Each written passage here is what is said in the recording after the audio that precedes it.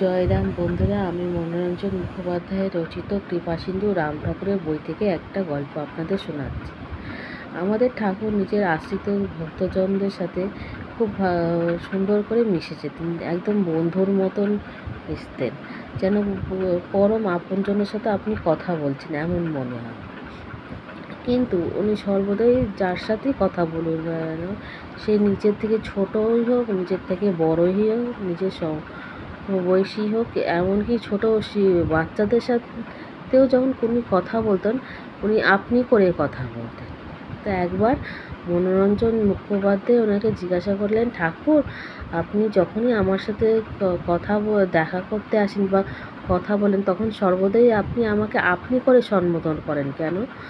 আমি তো আপনার আশ্রিত, আপনি তো আমাকে তুমি বলেও রাখতে পারেন, আপনি কেন বলেন? তাতে ঠাকুর বলেছিলেন যে আপন লোককেই খুব হেসেছিলেন, মৃদু হেসে বলেছিলেন যে আপন লোককেই তো আপনি বলা যায়, সেই জন্যই আপনাকে আপনি করে রাখি। এই কথাটা শুনে মনোরঞ্জন মুখোপাধ্যায়ের খুব ভালো লেগেছিল। এটা ওনার মনে কথাটা লেগেছিল, এত সুন্দর লেগেছিল কথাটা, উনি এটা সারা জীবন মনে রেখেছিলেন। আরেকবারের ঘটনা, ঠাকুরের আরেকবারের ঘটনা হচ্ছে, যখন মনোরঞ্জন মুখোপাধ্যায়ের বিয়ে তখনও ঠিক হয়নি, ঠিক হবে করছে, তখন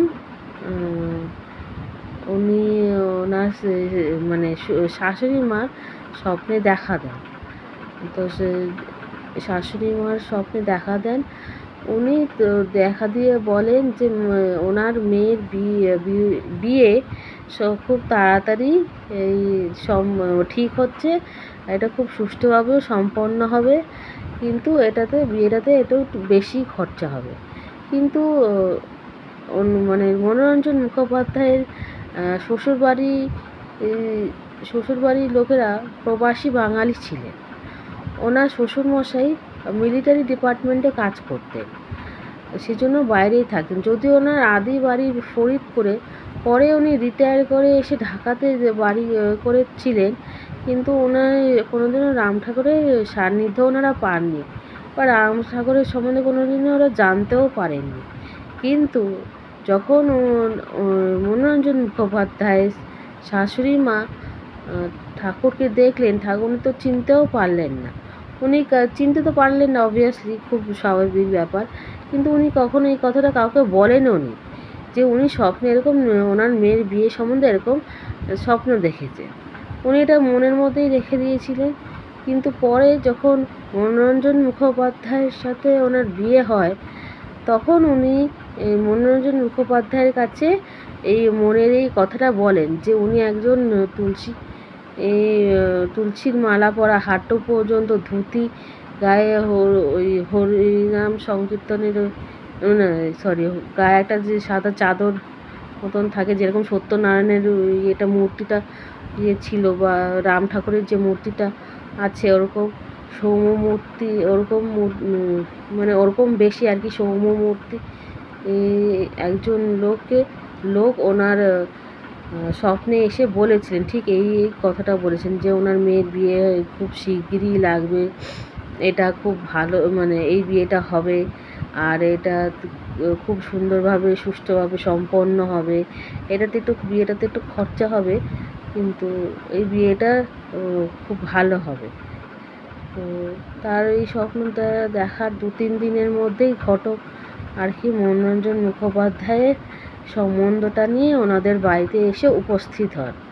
ও উপস্থিত হওয়ার সঙ্গে সঙ্গেই তো যাই হোক, আগে থেকে যখন স্বপ্ন দেখা হয়েছে, এটাই কি নিয়তি বলে ওরা এগিয়েছিল।